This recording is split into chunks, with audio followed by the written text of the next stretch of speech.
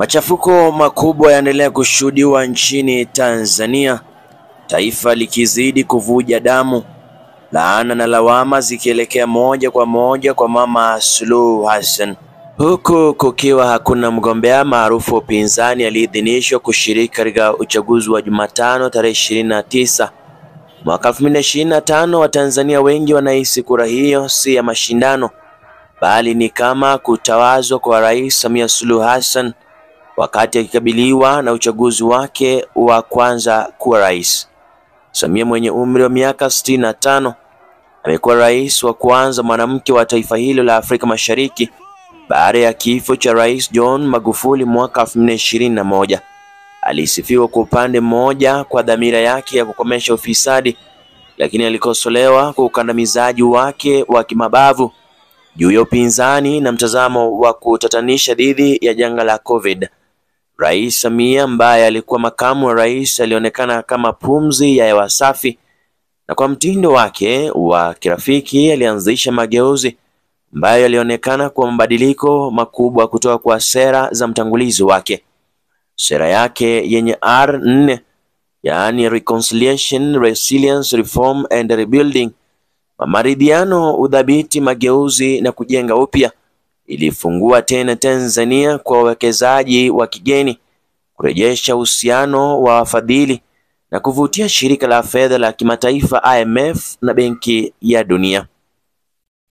Alifanya mabadiliko, uhusiano uliopotea kati ya Tanzania na mashirika ya kimataifa kama vile Benki ya Dunia urejeshwa. Mchambuzi wa kisiasa Mohamed Isa aliambia at BBC. Lakini katika kipindi cha miaka miwili hivi iliyopita, nafasi ya kisiasa imepungua kwa kiasi kikubwa, na kulengwa kwa wakosoaji wa serikali na sauti za upinzani kunasemekana kuwa katika hali mbaya zaidi sasa kuliko ilivyokuwa chini ya Magufuli, huku utekaji nyara na mauaji ya mara kwa mara sasa yakiripotiwa. Samia aliingia kwa sauti ya maridhiano, lakini sasa amekuwa mwenye kufanya maamuzi magumu ambayo wengi hawakutarajia kutoka kwake, alisema Bwana Isa. Sasa analaumiwa pakubwa kwa baadhi ya mambo kama vile utekaji nyara, mauaji, ukandamizaji wa upinzani, masuala mengine kuhusu usalama. Hii imekisiwa katika ripoti za Freedom House, shirika la utetezi wa demokrasia na haki za kibinadamu lenye makao yake nchini Marekani, ambalo liliiweka Tanzania kama taifa huru kwa kiasi fulani mwaka 2020 lisilo huru mwaka jana. Serikali haijazungumzia tatizo hilo.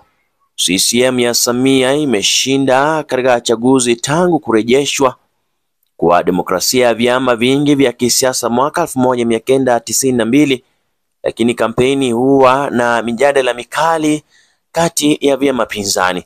Wakati tume ya uchaguzi ikiwa imewaachia wagombea urais 17 kugombea urais, wakati huu chama kikuu cha upinzani Chadema kimezuiwa, huku kiongozi wake Tundu Lissu akikabiliwa na kesi ya uhaini.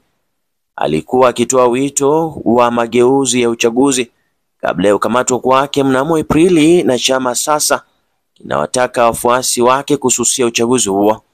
Makamu wake John Heche naye alikamatwa wiki iliyopita na aliweza kuzungumza na vyombo vya habari na kusema kwamba aliwekwa kizuizini, kwamba kile kilichoitwa mageuzi ya Rais Samia ni mambo yasiyo msingi. Ndio mikutano ya hadhara iliruhusiwa tena, lakini leo Chadema haiwezi kutekeleza wajibu wake kwa sababu ahadi zilikuwa za uongo. Wakati huo mgombea wa rais Lahana Mpina kutoka chama cha pili kwa ukubwa cha pinzani ACT Wazalendo pia ameenguliwa mara mbili.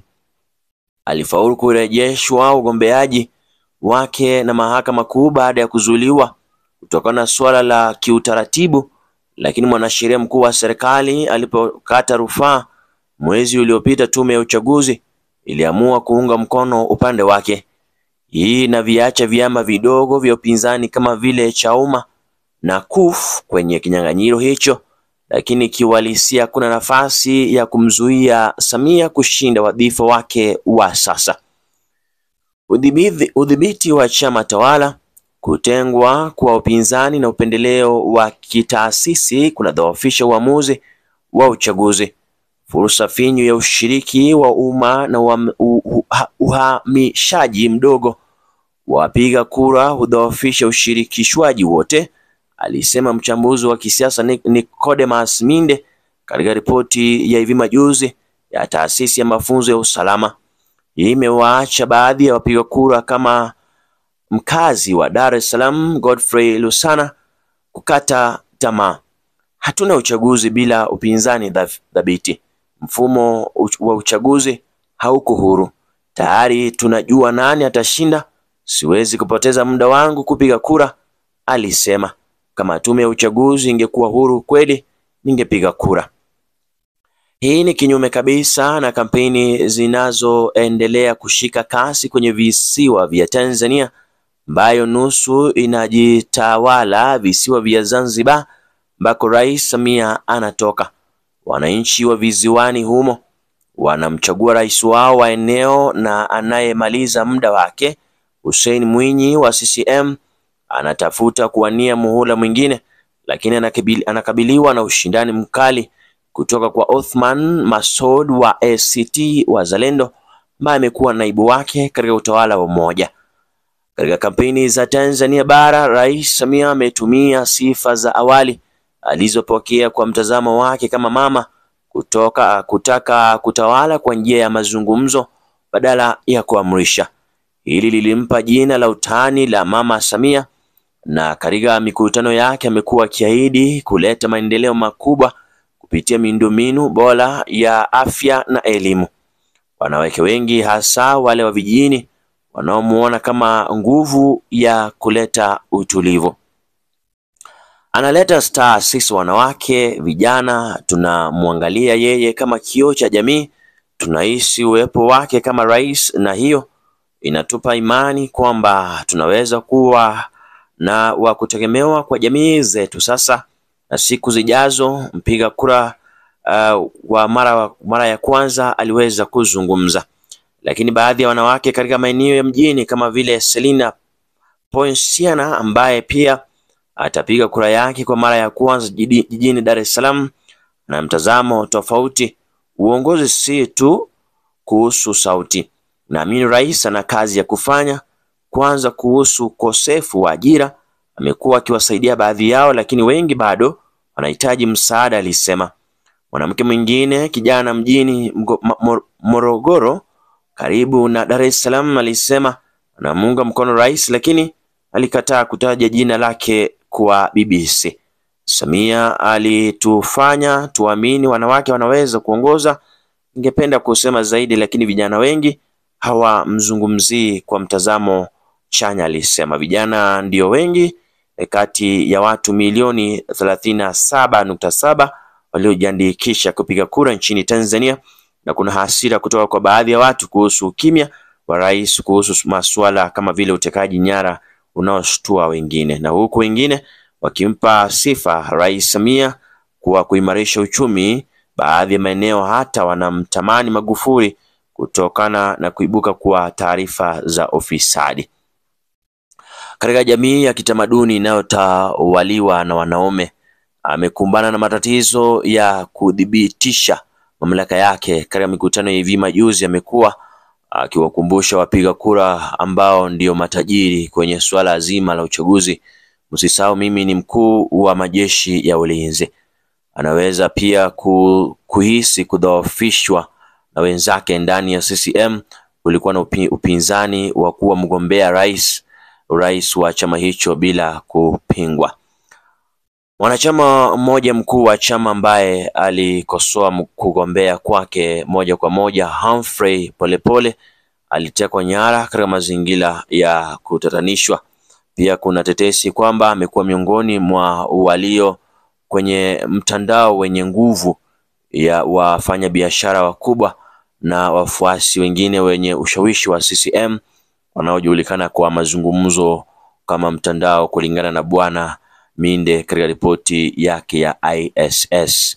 Inaaminika kuwa Magufuli alikataa kupokea maagizo kutoka kwa mtandao, akapendelea kushikamana na ajenda yake ya kupambana na ufisadi. Bwana Minde anaonya kuwa hayo yote yamechangia hali ya hofu katika taifa hilo la Afrika Mashariki kwa kudhibiti vyombo vya habari na kupungua kwa mijadala ya kisiasa. Mijadala ya umma imerejea kwenye mazungumzo ya faragha na mitandao ya kijamii. Wachambuzi wanaonya kuwa utengano na wa aina hiyo, hasa miongoni mwa vijana, unaweza kuathiri demokrasia ya Tanzania zaidi na kuleta matatizo kwa Rais Samia ikiwa hakutakuwa na idadi kubwa ya watu watakaojitokeza na iwapo maandamano yangejitokeza. Kwa Tito Magoti, mwanasheria wa wanaharakati kijana wa kisiasa, madai hayo ni rahisi kabisa. Tunataka Tanzania huru ambapo kila mtu ana uhuru wa kuzungumza, uhuru wa kutembea na uhuru wa kufanya chochote watakacho. Ndizo taarifa za hivi sasa. Tutakuwa na taarifa nyingine zaidi.